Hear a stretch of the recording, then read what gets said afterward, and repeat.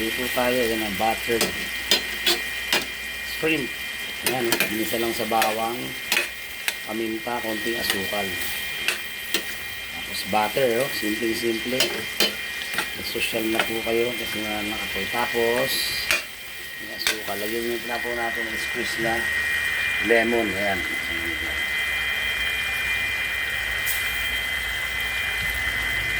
Diba? Social. Meron na tayong buttered shrimp. Mahal na ito sa restaurant. For plating tayo mga ka-DJ. Ayun mga ka-DJ, dinagdagan natin ng konting asin kahit may butter kasi may tuko, diba? O yun po, napakadali lang. For plating tayo mga ka-DJ. Okay mga ka-DJ, ito na yung ating buttered shrimp. Ayun, no? 220 lang nabili natin sa palengke. Kakawat. Ang lalaki niya, no?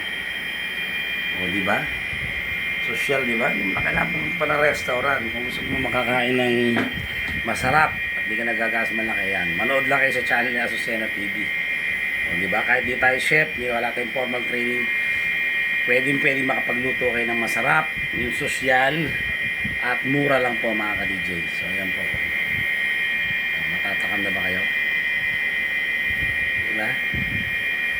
Simple, igigisa mo lang yung lagay kang butter, tapos bawang, ano, hiwain mo ng pino, tapos gisa mo na yung hipon, tapos yung butter, lagyan yung konting mantika kasi madaling masunog yung butter pag walang mantika. Konti lang, tapos lagyan nyo ng konting asukal, paminta, konting asin.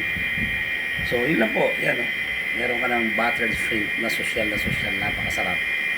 So kung type nyo yung ganito mga menu, paki-comment lang dyan. At kung taga saan po kayo para malaman ko po kung saan umabot ang ating vlog na to mga ka-DJ. So maraming salamat po sa mga sumama. At sa mga nagpapalam po si DJ Master. Nagsabing laban lang. God bless you all. See you on my next vlog. Bye.